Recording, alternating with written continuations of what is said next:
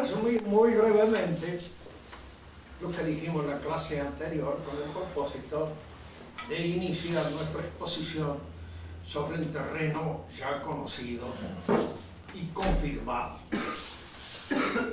Hablamos de la necesidad de una opción espiritual que hoy se le presenta indudablemente al católico frente a la situación que padece la Iglesia.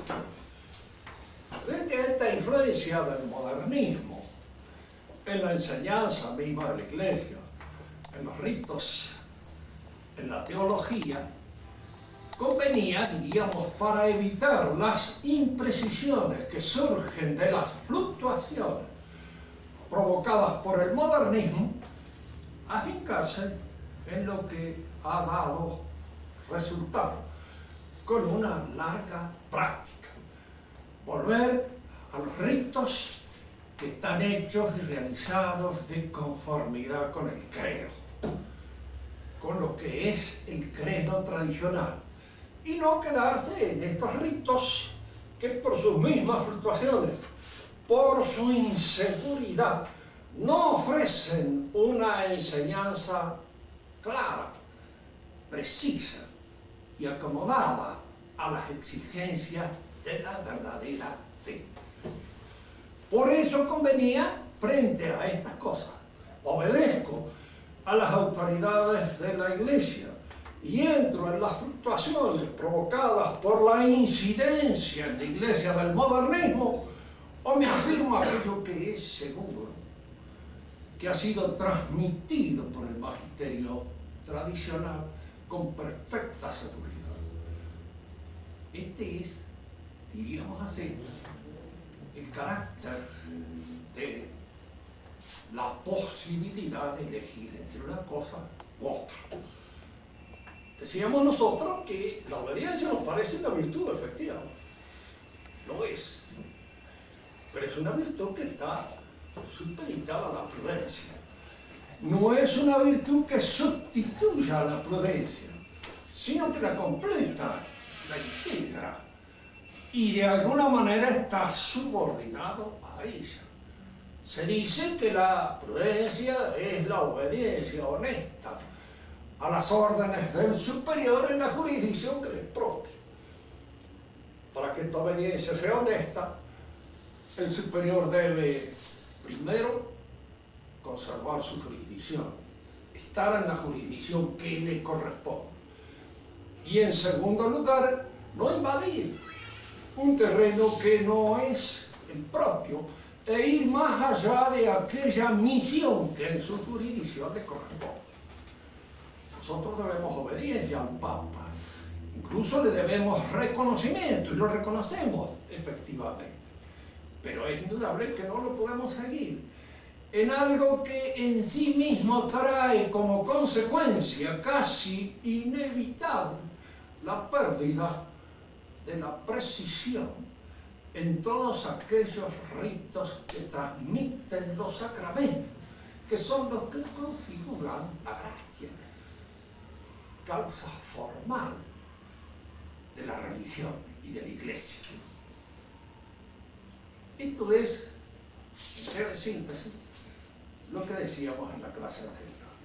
Y al mismo tiempo solicitamos esta atención que corresponde a los ritos, de los cuales el más importante y el principal de todos es la misa. Esa seguridad, la misa, la da la misa que ha cumplido siglos de orden, siglos en la transmisión de la Iglesia. Y en los demás ritos que también han sufrido una serie de incidencias que no aseguran ni su claridad ni su precisión. Y luego entramos en el terreno, que es sobre el cual nos vamos a extender ahora, propio de la teología. La teología también es una ciencia, y corresponde que esta ciencia esté adecuada, hecha, conforme, diríamos, con el saber, con la sabiduría metafísica tradicional. Y aquí es donde vamos a introducirnos para investigar por qué debe conformarse a esa filosofía. Recuerdo que en cierta oportunidad, estando el padre Sepich en Mendoza, él fue profesor mío y tenía indudablemente sobre mí el prestigio que tiene un viejo profesor, que además de ser un viejo profesor, era un hombre de una inteligencia especial, particular, muy brillante. Y hablando precisamente de la noción de sustancia, dice, eso ha sido superado. Y en esa forma, un poco despectiva, con que se explayan ciertos sacerdotes cuando se sienten situados en una altura ante la cual nosotros, el resto de la población, somos simplemente unos meros espectadores que no tenemos acceso a esa sabiduría. Yo me acuerdo que lo único que le dije es, bueno, muy bien, padre, efectivamente, es una noción filosófica, no es dogma de fe, no ha sido revelado, pero ¿con qué lo reemplaza? Cuando se trata de aclarar la consistencia de un dogma como el de la Trinidad o el de la transubstanciación, ¿con qué noción la reemplaza?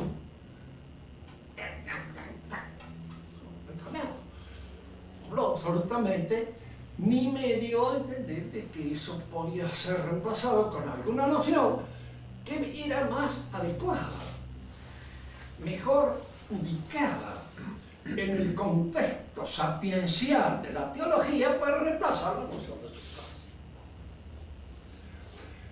Convenía indicar esto pura y simplemente con el objeto de decir, cuando una sabiduría ha cumplido en el curso de la historia de la Iglesia toda una cadena de siglos, no es fácil reemplazarla y salir al encuentro con algunas novedades por el hecho puro y simple de que estas novedades son up to date, están al día.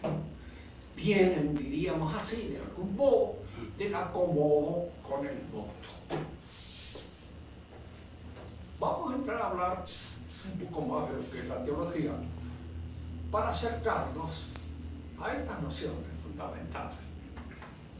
La teología es una ciencia.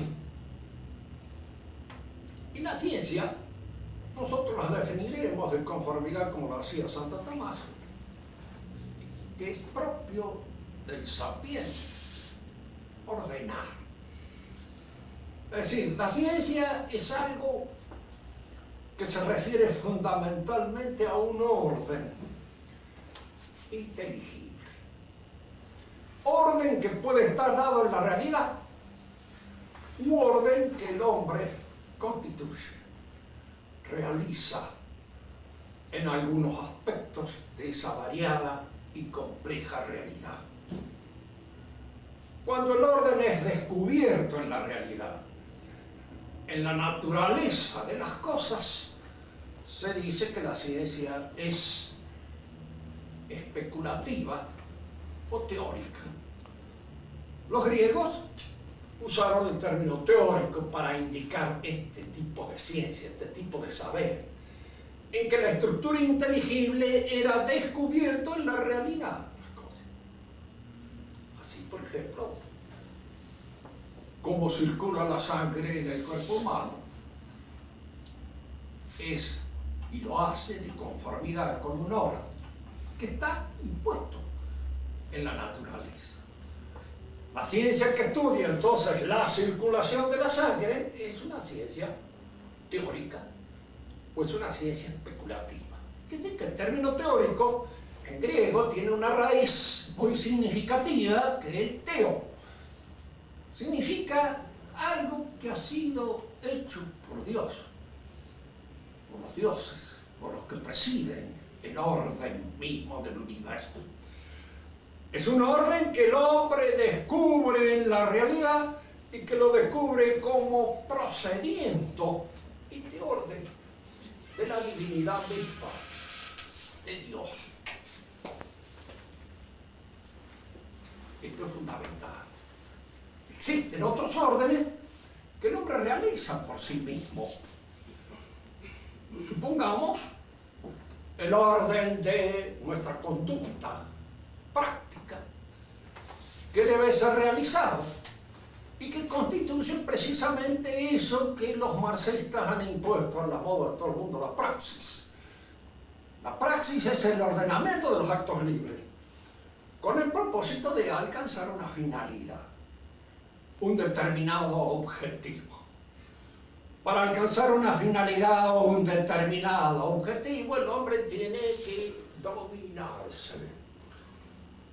Es decir, tiene que imprimir a la conducta un sello racional que se constituye sobre eso que llamamos las virtudes. Dicen que las virtudes gozan de una propaganda adversa en la actualidad. Se supone a veces, como decía Anatole France, refiriéndose a las que se ganaban el premio de virtud en un momento determinado. Las virtudes parece que son como las aves de rapiña, dice, solo habitan en la ruina. De alguna manera constituían entonces un elemento, diríamos así, del esnable. Pero era una falsa noción de virtud. La virtud significa una fuerza propia del espíritu, que se inserta en los movimientos del ánimo o del psiquismo inferior para ordenarlo y llevarlos al cumplimiento de un designio que nace de la inteligencia y de la voluntad. Dicen que necesita virtudes tanto el que organiza un asalto a un banco como aquel que se propone alcanzar el reino de los cielos. Necesita la virtud. No pueden distraerse como consecuencia de una mala ordenación de las inclinaciones apetitivas. Si el que está saltando a un banco se distrae porque pasa una chica demasiado linda, indudablemente puede perder la posibilidad de lograr su objetivo. De manera que tiene que dominar esos movimientos del ánimo si quiere alcanzar aquel propósito para el cual organiza su conducta. La virtud siempre es algo que pertenece, diríamos así, a la constitución anímica del hombre racional, porque es el lugar en donde la razón asume la dirección del apetito y lo ordena hacia aquellos objetivos que la razón se propone. Pueden ser buenos, pueden ser malos. En este momento no nos interesa tal cosa. Nos interesa la fuerza espiritual que es requerida para poder dominar y lograr el ordenamiento de esas apetencias. Y este ordenamiento de las apetencias nuestras, por la influencia que ejerce sobre ella la razón, la inteligencia, se llama precisamente orden práctico, praxis. Fíjense que la praxis entra todo lo que pertenece a la moral, tanto personal como familiar, como política. El orden político es un orden práctico. Ya veremos a ver cómo no es absolutamente y totalmente un orden práctico, porque hay elementos poéticos que entran también en la composición del orden político, como los hay también en nuestra conducta. ¿Cuántas veces nosotros, para vencer una mala inclinación, hacemos una serie de movimientos, de actos, de tareas o de faenas que son el resultado tal vez de una, diríamos, ordenación poética, técnica, para evitar caer en tentaciones? Leo, me distraigo, salgo, voy a escuchar amigos que son un poco más edificantes que otros. El hubo aquellos que no son totalmente, diríamos, elementos estimulantes, les disparo. Entonces ando en una serie de situaciones que me permiten eludir el encuentro con mis propias debilidades por medio de una serie de movimientos de subterfugio que la razón poética inventa.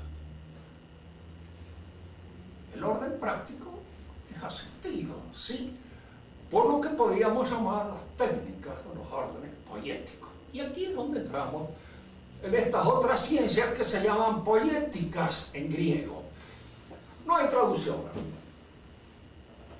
Uno le llama productivas, otros le llaman fácticas. De cualquier modo, en castellano, cualquiera de las traducciones que nosotros encontramos puede producir equívoco. Yo creo que lo mejor es así, como si decimos de ciencia teórica, que es una palabra griega, podemos emplear la palabra poética para indicar este tipo de ordenamiento de las cosas o de nosotros mismos, con orden o en la disposición de poder realizar una vida más cómoda, más bella, más, diríamos, útil y buena.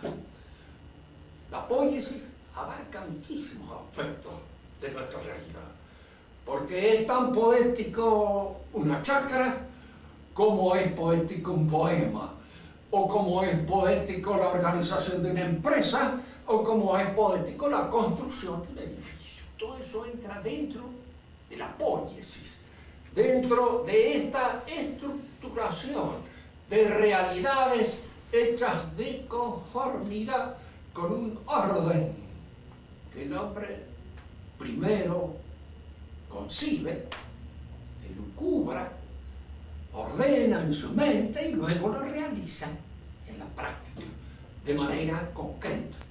Es curioso esto. Cuando uno analiza el mundo moderno y lo estudia así en un sentido más profundo, empleando, si ustedes quieren, para ingresar en la historia todos los requisitos propios de la filosofía, uno se da cuenta que hay un cambio fundamental en la concepción del universo a partir del mundo antiguo y del cristianismo con el mundo moderno.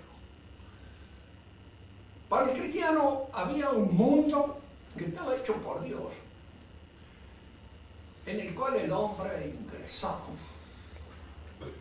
Lógicamente, el conocimiento de ese mundo hecho por Dios, de ese mundo que es la obra del Creador, el conocimiento era tarea teórica, porque se trataba de comprender un ordenamiento que tenía origen divino.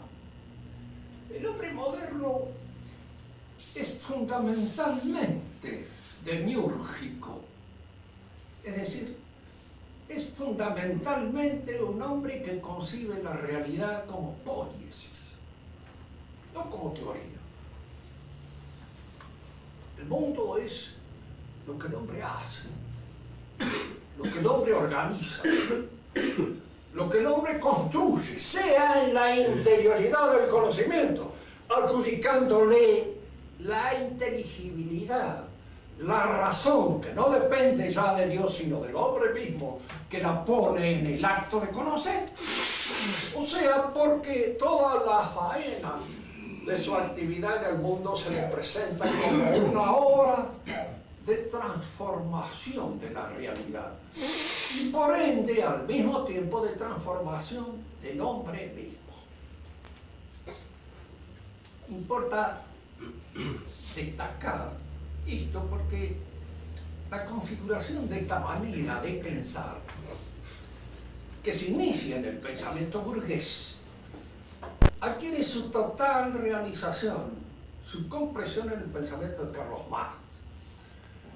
Marx es el que ha codificado, diríamos así, de manera casi definitiva, el pensamiento poético del hombre moderno, el que lo ha convertido por antonomasia al hombre en un trabajador, en un demiurgo del mundo, que al construir el mundo en el cual debe vivir, como en su casa, la palabra está tomada de Hegel, cuando dice el hombre es para estar en su casa, chez soi, decía Hegel en francés, no lo decía en alemán, sino que empleaba la locución francesa para indicar que uno se encontraba en su casa. Para que el hombre se encuentre en su casa, no solamente tiene que transformar la realidad, sino que en el acto de transformar la realidad, se transforma a sí mismo, se convierte en otro hombre. Si ustedes saben pensar, verán la asociación que hay acá entre el pensamiento cristiano, que es tomado por el pensamiento moderno, transformado, secularizado, laicizado y convertido en un pensamiento completamente distinto a aquel que lo originó. San Pablo habla de un nuevo hombre que es el resultado de la acción de la gracia con la buena voluntad, que la toma como guía y norma, se rige por ella y alcanza de esa manera esa transfiguración que nos cristifica, que nos convierte en auténticos y dignos habitantes del reino de Dios. Todo esto desaparece con su orden sobrenatural y se convierte toda esta transfiguración, toda esta acción transfiguradora de la realidad humana en el resultado de un esfuerzo puramente humano. Es el hombre el que transforma al hombre, es el hombre el que se transfigura a sí mismo y se convierte en otro hombre, en el verdadero comunista, en el verdadero socialista, vamos, para no llegar a esos extremos, en el verdadero democrático. ¿No lo han visto ustedes? Muchas veces como los buenos demócratas, uno lo primero va a pensar es que uno de nuestros radicales o uno de nuestros justicialistas tenga alguna idea de esta naturaleza en su cabeza, pero la tiene. Dentro de la modestia del conjunto y de la cierta ineptitud intelectual dentro de la cual opera, él cree en ello. Y por ahí dice, por ejemplo, de los que han perdido, dirá, todavía el país no ha aprendido la democracia. Cuando aprenda la verdadera lección de la democracia, entonces ganaremos nosotros, que somos los auténticos representantes de la democracia y aquellos que representamos esto. Acá lo que interesa destacar es esto, y es el democrático. Indudablemente es una figura que aparece como un modelo en función del cual se rige la acción de estos hombres y que se va buscando transformar al hombre en ese modelo. Fastidia cuando el argentino, movido por el sentido puramente pragmático que tiene, vota al que le barrió bien la vereda, vota de alguna manera a todos aquellos que de alguna forma le sirven, o vota a aquel que le resulta el menos peor de todas las posibilidades que en ese momento se presentan en el conjunto de su vida pública. Interesaba destacar esto. El mundo moderno pierde de vista la teoría. No hay más teoría para el hombre moderno. Hay poiesis. La organización del mundo se hace en función de esta faena poética que el hombre realiza sobre la realidad. Y al desaparecer la teoría, desaparece junto con la teoría la verdadera praxis, el orden moral, el orden ético, en el mundo no solamente personal y familiar, sino también en el político. Se nos quedan otras cosas. Vamos a actuar sobre un modelo político, Es decir, se está pensando siempre en la política como si esta fuera una capacidad o faena transformadora de la realidad humana y capaz de colocar al hombre dentro de un modelo artificial, creado en los laboratorios de la política por los ingenieros del alma. Y no solamente el modelo político, el modelo familiar. Vamos a hacer un planning familiar. Es decir, como si el hombre y la mujer no tuvieran una naturaleza que está constituida ya desde el comienzo.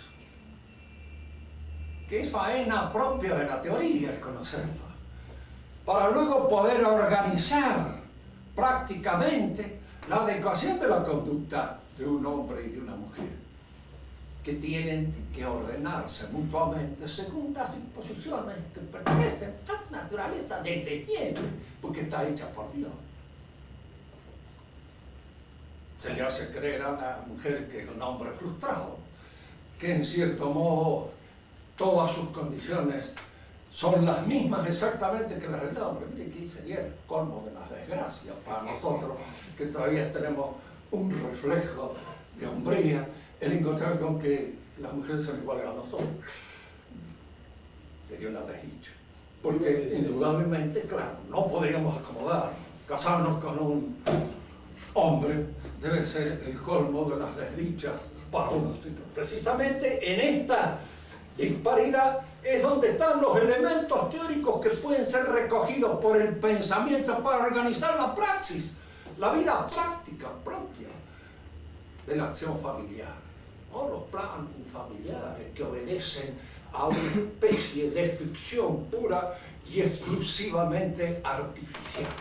El apoyo es el que ha entrado en todas partes. Y no solamente ha entrado, diríamos, en el pensamiento profano, ha entrado también en la teología. ¿Qué es la pretensión de unir a todas las religiones, o todos los conatos de religión? Porque religión hay una. Si es ese contrato de la adhesión que Dios ha firmado con el hombre, ese contrato no puede ser sino uno. Que si no Dios nos hubiera hecho nosotros un chiste lamentable. Las otras no son religiones en cuanto se las examine. El judaísmo porque carece de la adhesión a Cristo, que viene a coronar el esfuerzo revelado que se inicia con Abraham y culmina con Cristo.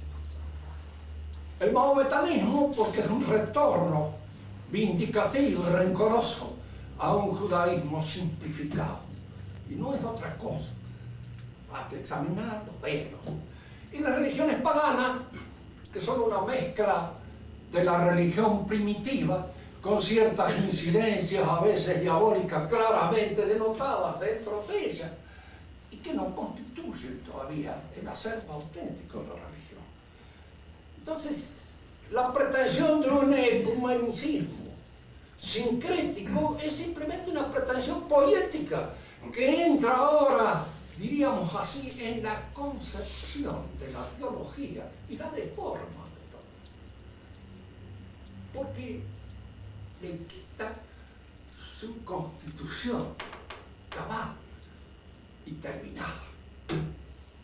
Conviene, pues, que nosotros los cristianos, al optar por la auténtica teología, empecemos por examinar este saber, este conocimiento, para evitar precisamente que las incidencias del modernismo transfigurador y poético entre en la teología también, como si se tratara de fabricar una nueva teología adecuada a la mentalidad del hombre moderno, del hombre democrático, del hombre de los derechos del hombre, que exige indudablemente una teología adecuada a sus condiciones propias de él, resultado de una invasión poética sobre la realidad.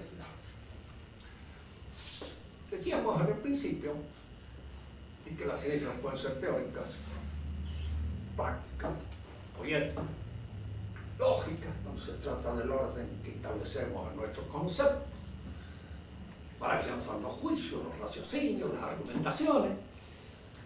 Y también hay una quinta ciencia, que no fue vista ni por Aristóteles, ni posteriormente por Santo Tomás, porque no había surgido el problema de la historia. La historia es una ciencia aparte.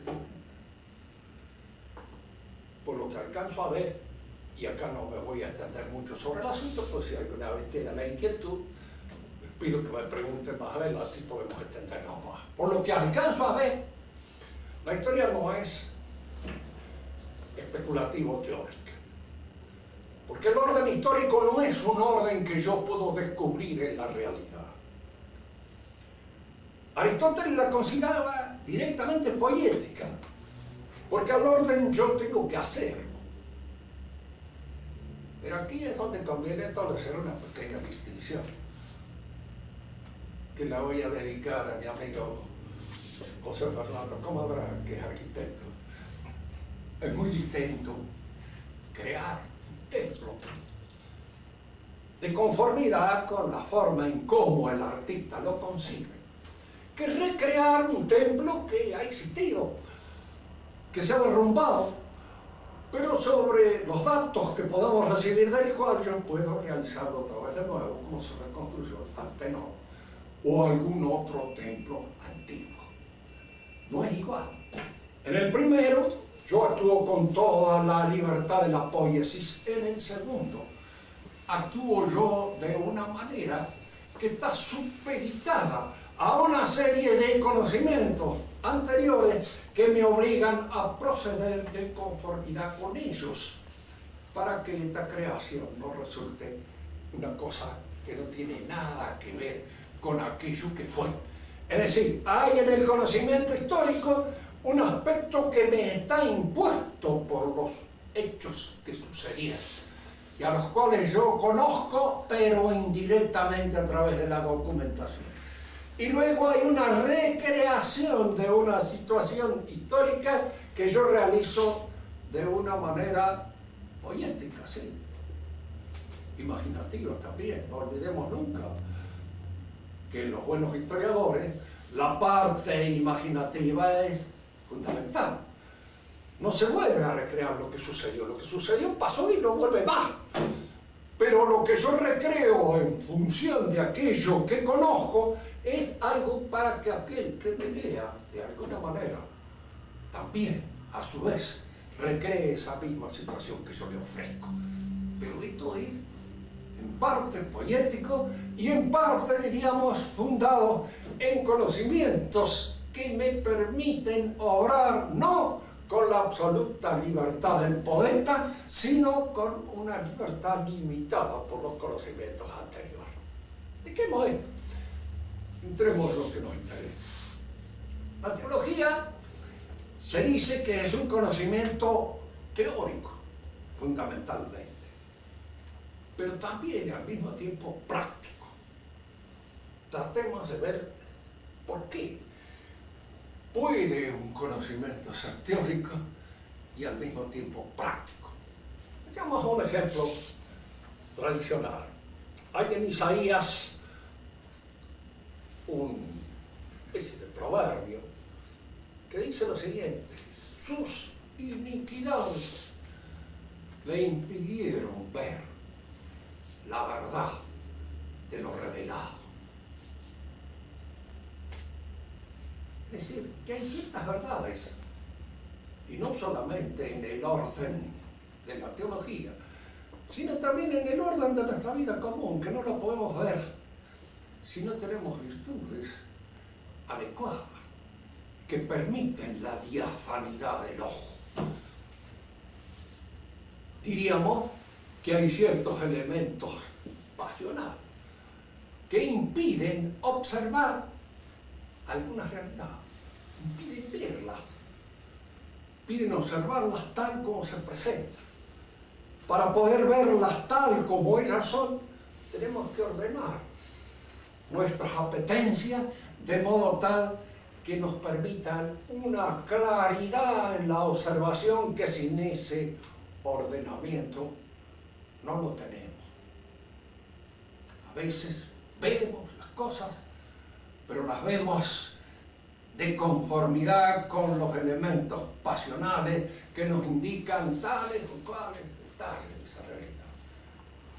poder ver en teología hay que estar ordenado, hay que ser dócil y francamente abierto a las instancias de la fe. La fe es imposible sostenerla si uno no ordena la conducta de manera tal de que ella se convierta en un principio de vida, en un principio de organización total de nuestra existencia.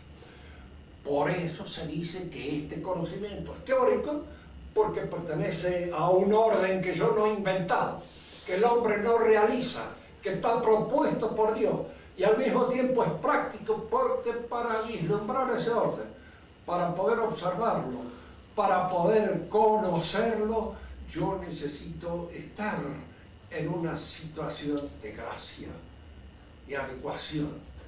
Tengo que estar abierto a esos saberes, y esa apertura solamente se logra y se obtiene cuando las virtudes sobrenaturales operan sobre nuestra naturaleza y nos hacen pasibles de ese conocimiento. La teología, pues, es conocimiento esencialmente teórico, pero subsidiariamente práctico, porque exige también por parte de nosotros un cierto ordenamiento, una cierta purificación de los sentidos que nos permiten ver, que nos permiten observar aquello que la teología ofrece. Hay dos teologías. La natural, que es el conocimiento que naturalmente nosotros tenemos por pura razón de la existencia de Dios y de todos aquellos atributos que pertenecen a la divinidad y que la razón descubre. Fíjense que no podemos los católicos negar la posibilidad de este conocimiento natural de Dios, porque es verdad de fe, determinada por el Concilio Vaticano I, que fue un concilio dogmático, no un concilio puro y exclusivamente pastoral, sino dogmático, en donde se determinaron ciertas verdades. Y una de las que se determinó esto: la razón humana puede alcanzar por su sola fuerza el conocimiento de Dios. Pero indudablemente alcanza un conocimiento que está limitado, porque es un conocimiento por vía indirecta. A partir de las cosas yo llego a conocer la naturaleza divina, pero la conozco de manera indirecta, no directamente tal como ella es. En cambio, en la teología revelada, el conocimiento es más directo porque procede de conformidad con las revelaciones hechas por Dios acerca de su propia realidad. Pero estas revelaciones hechas por Dios acerca de su propia realidad constituyen el contenido dogmático de la revelación, aquello que la Iglesia custodia, aquello que la Iglesia tiene por misión conservar y enseñar para edificar a los demás y transmitirles ese saber, lo que constituye el objeto formal, la formalidad propia, el orden inteligible que considera la teología es lo que ha sido revelado por Dios y forma la base de todos los dogmas que la Iglesia, diríamos, custodia. Esto es fundamental. Cuando uno habla de ciencia, se habla en primer lugar de ese orden que la ciencia descubre, que constituye su formalidad propia, lo que técnicamente se llama el objeto formal. ¿Cuánto? Dicen los escolásticos. Es decir, que el objeto formal terminativo, allí donde termina el saber. Tomemos un ejemplo claro para que no nos confundamos. El cuerpo humano puede ser estudiado como objeto material por la fisiología o por la anatomía. ¿En qué se distingue la fisiología de la anatomía? En el aspecto que dentro del cuerpo humano considera una u otra. La anatomía lo considera en sus constitutivos, diríamos así, en sus partes elementales, físicas, que lo integran. Y la fisiología es su dinamismo. Entonces, tanto el dinamismo como el constitutivo, sus partes elementales, son los objetos formales de esta ciencia. Ahora, ustedes distinguen esto, ¿lo ven? Advertirán al mismo tiempo que ese objeto formal que la ciencia aprecia en una realidad material determinada es iluminado por una luz, es hecho ver por una luz determinada. No vayan a creer que acá entramos en una teoría lumínica de tipo masónico. Hay algo mucho más simple, sencillo. Si nosotros discutimos sobre si un animal tiene 4 patas o 2 patas, la discusión culmina en la observación del animal. ¿A qué luz descubro yo que tiene 2 patas o 4? A luz natural, simplemente. ¿Lo ven? Que puede ser prolongada por un instrumento. En fin, el microscopio, el telescopio son prolongaciones de la vista, normal. Pero si yo digo, por ejemplo, que todos los radios de una circunferencia son iguales, necesito ir a medirlos uno por uno. O la definición de la circunferencia me permite deducir que son iguales, que no pueden no ser iguales, sin necesidad de medir, ni de estar señalándolos uno por uno, porque eso sería imposible de realizar, infinito. Entonces, ¿a qué luz considero yo que todos los radios de una circunferencia son iguales? A luz racional. Es la razón la que me permite observar esos hechos. Hay ciencias que indudablemente tienen como elemento iluminativo, objeto formal iluminativo, la luz sensible. La luz sensible que puede ser hecha a ojo de buen cubero o que puede ser hecha con instrumentos a veces muy difíciles de precisar, pero que entran en las posibilidades de la observación. Y hay ciencias que son hechas pura y exclusivamente por la razón. Precisamente Aristóteles, Platón. La cosa estaba que era fundamental para todo aquel que estudiaba metafísica, a lo que él llamaba dialéctica, empezar con las matemáticas, porque la matemática lo acostumbraba al ejercicio de la razón y lo acostumbraba a ver aquellos aspectos formales propios de la ciencia, la luz pura y exclusivamente del razonamiento.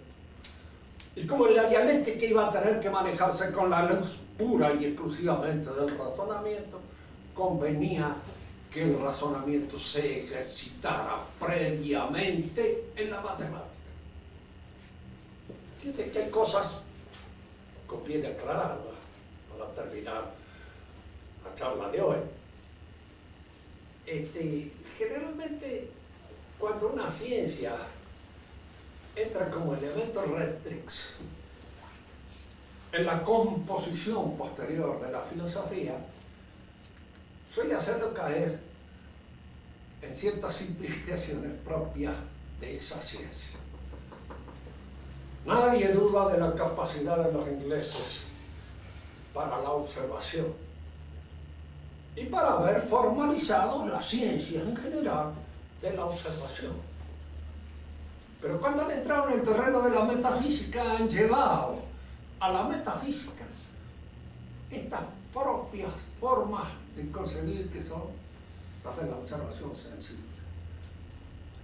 Uno tropieza a veces en un pensador que tiene su capacidad, como puede ser Ockham, que indudablemente cuando examina el ente como tal,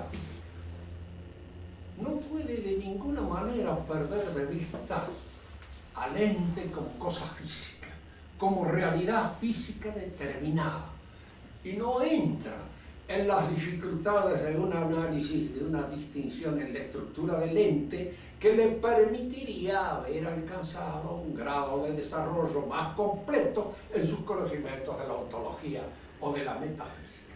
No tiene.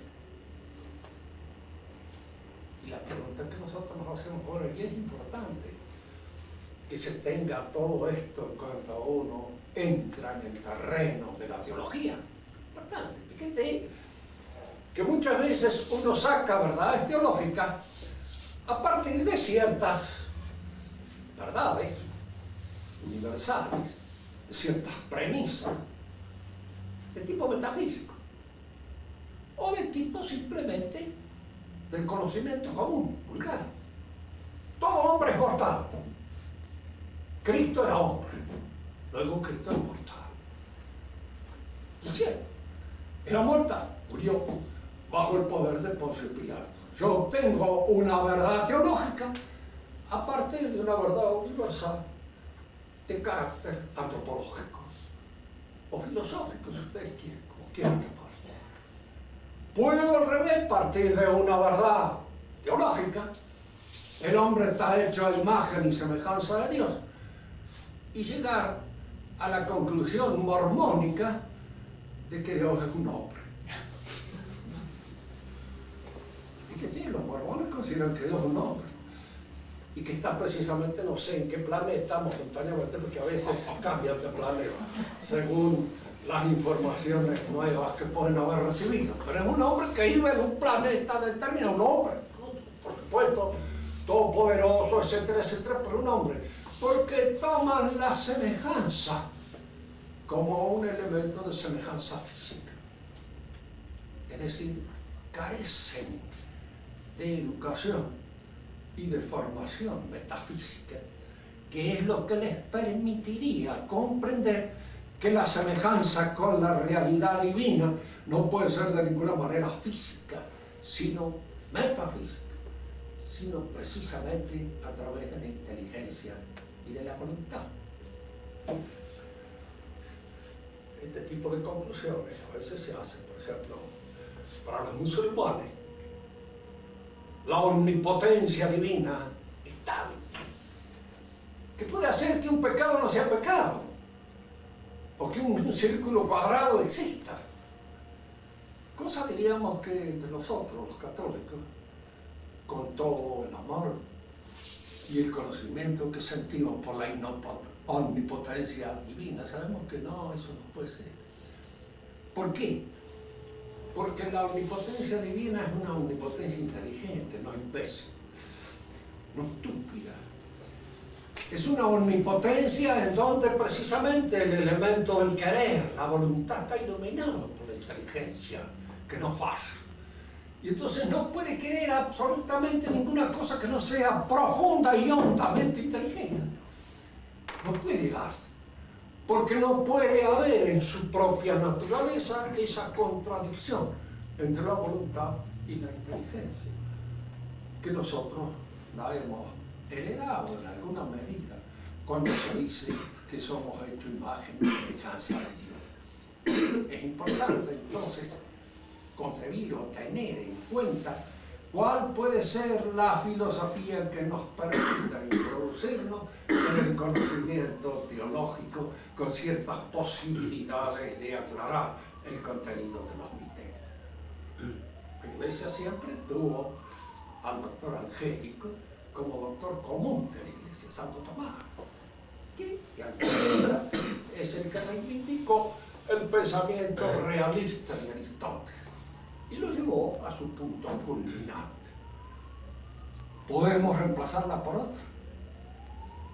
Teilhard de Chardin ha tratado de hacerlo con un esfuerzo encomiable, digno de ser tenido en cuenta, tan digno de ser tenido en cuenta que en la actualidad influye mucho en algunos de los documentos pontificios en los cuales aparecen por ahí aisladamente algunas de las nociones elucubradas por Teilhard de Chardin. Pero esto hablaremos en otra oportunidad. Ahora quedan ustedes dueños de la palabra para preguntarme algo que les permita aclarar lo que hemos dicho. Háganle toda la voz que tiene. Bueno, le hago una pregunta. No tengo toda la voz que podría tener. ¿En qué momento se da de manera clara, y en qué personaje ese paso de la teoría a la poiesis? De la teoría a la poiesis. Bueno, los momentos hay que señalarlos siempre en la historia de una manera gradual y transitoria. ¿No es cierto? Por ejemplo, nosotros podemos señalar un momento. Galileo, en su discusión con la Iglesia, una discusión profunda, que tiene raíces teológicas. No es pura y exclusivamente de puro sabor. Dice Galileo y que la Iglesia hubo un imbécil por ahí que dijo que no, que se va a mover. No. La cuestión es que Galileo concibe el universo mundo como un mecanismo. Como un mecanismo. Si el universo es un mecanismo, no queda lugar para la providencia. Yo con conocer el mecanismo y las leyes regulares que lo regulan, basta. ¿Qué necesidad tengo de imaginar que el universo está sostenido por una inteligencia y por una voluntad viviente? Que lo hacen otra cosa, no un mecanismo. ¿A qué sería parecido dentro de la visión tradicional del mundo el universo? A un discurso, a un poema que está recitando el Aeda, el que discurre, y lo está sosteniendo, sí, de acuerdo con las leyes sintácticas y lógicas que rigen el discurso, pero de una manera viviente, de manera que puede alterarlo en un momento determinado si le da gana. El mundo de Galileo no daba lugar a la providencia. Y él mismo admitía que todos los conocimientos propios de la religión eran, dicho sea de forma vulgar, pensaje. Y los que realmente conocían el aparato del mundo, el mecanismo del universo, podían prescindir de esos conocimientos. En Galileo ya apunta ya de una manera este paso, porque, fíjese, si el mundo es un mecanismo que está regido por leyes rigurosas de carácter matemático, el mundo es un matema, es una cosa matemática, que la matemática puede penetrar en ella. Era un retorno, diríamos así, al pitagorismo. Pero la matemática es una ciencia que está hecha y formulada por el hombre mismo. Cuando Kant examine de conformidad con lo que él aprendió en Newton, este mecanismo del universo, él va a deducir de aquí, de que este mecanismo es una cosa creada por la inteligencia humana. ¿Qué es el universo en sí, prescindiendo del conocimiento que tenemos nosotros? Pero el universo que conocemos es este mecanismo. Y este mecanismo es la proyección de nuestra inteligencia. Fíjense que el paso ya de Galileo a Kant a través de Newton, esta configuración poética del mundo asume una decidida visión.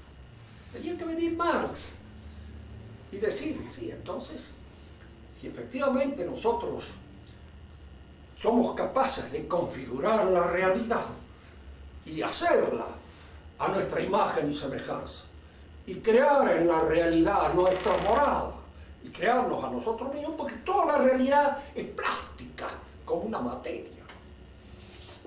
Fíjense que la idea que él tiene de materia no es una idea grosera, imbécil.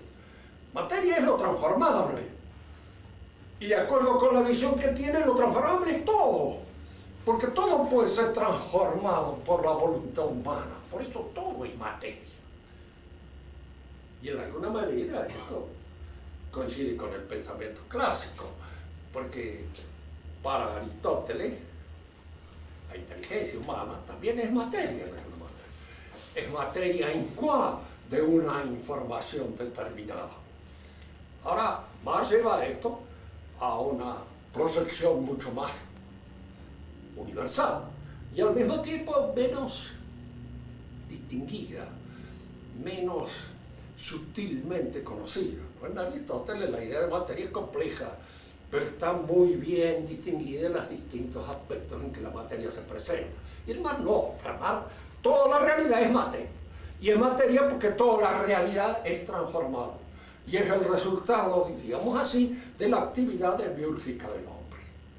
Allí es donde culmina este pensamiento. Pero usted lo ve a través de todos los pensadores que van con anticipación desde Galileo antes. Porque todo esto empieza con los teólogos. Y usted me dirá, bueno, pero dígame, señáleme un teólogo en el cual hay una caída de lo teórico en beneficio de lo poético. Todos aquellos que han puesto la voluntad de Dios sobre su inteligencia. ¿Por qué? Porque entonces han hecho del universo el antojo, el capricho de la realidad, incluso de la salvación. Dice Lutero, en Calvino, ¿quién se salva? Que Dios quiere. La dictadura divina, pum, está impuesta allí y se salva. Es cierto que se sabe que Dios quiere, no cabe ninguna duda, es verdad. Pero hay la posibilidad de intervenir coadyuvantemente en esa salvación. Podemos con nuestros méritos contribuirla, claro. Pero eso está una voluntad absoluta, divina, que obra dictatorialmente y tiránicamente sobre el universo, es reemplazada posteriormente por la voluntad humana. Y por una voluntad que obra también sobre el universo de manera transformadora. Generalmente todos estos movimientos empiezan con un error en teología y luego se expanden al terreno de la filosofía y entran posteriormente en el terreno de la práctica política, de la práctica familiar y de la práctica. Por eso conviene siempre, fundamental, mantener claro los principios que sirven para nuestra acción y para nuestro pensamiento. Y en Descartes se da de manera clara la cosa. El cartesianismo es el que le pone cierta Claro, carta de ciudadanía al asunto. La guía que tenemos es Cristo. A través de la Iglesia no tenemos otra guía en este mundo. Usted todos los días lee el Evangelio de San Juan. Siempre conviene leerlo y releerlo porque es allí donde está. En el principio era el verbo la luz. La luz luce en las tinieblas. Conviene leerlo y repensarlo siempre porque sí, no hay otra. Si eso no tiene sentido, bueno, ya. Yo diría como era una canción que se cantó hace mucho, por 4 días locos, ¿cómo va a vivir? Hagamos lo que se nos dé la gana. O la cosa tiene su sentido a la luz del cristianismo, o es muy difícil descubrir el sentido. ¿Qué otro sentido tiene? Es muy difícil porque no hay. Nosotros tenemos esa luz que nos permite guiarnos en las tinieblas y no debemos permitir que se oscurezca. Una cosa, Porque entonces entramos en la confusión. hay algo que yo no lo entiendo, no me calza Bueno. mi academia. Bueno, Hay algo que no me calza sí. dentro de lo que estamos hablando. Desde Galileo hasta el principio de Heisenberg, hasta el principio de incertidumbre, el universo es un mecanismo inteligente, más o menos comprendido por el hombre, cada vez menos, porque cuanto más se profundiza, más dudas surgen. Es tan perfecta la armonía que de ninguna manera deja de lado a la providencia. Al contrario, la reafirma.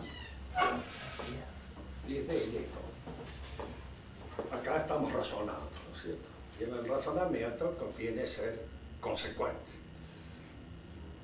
Yo no digo que en este fulano o en aquel o en sultano puedan coincidir una concepción mecánica del universo con la noción de providencia. Pero en la medida en que usted insiste sobre una noción mecanicista del universo, la providencia va quedando de lado, porque no hace falta. Si nosotros conocemos bien las leyes que rigen el movimiento de las cosas, incluso surge en nosotros la idea de sustituir la providencia por medio de una ciencia providente que esté en alguna medida al servicio del Estado. Porque el misterio desaparece, no hay más misterio. Los misterios están entre nosotros que todavía nuestra ciencia no ha logrado penetrar del todo cuáles son las leyes que rigen este o el otro movimiento. Pero no hay un misterio en sí que impida, por lo menos en ideal, a la ciencia penetrar en el fondo de esa realidad. Es decir, aquí lo que se trata es de ver las líneas generales y lo que en un sentido general se va produciendo. Es decir, se va a producir la idea de que la ciencia puede sustituir la providencia, de que un Estado organizado de conformidad con la ciencia puede atribuirse en sí mismo la idea de liberar a los hombres, de salvar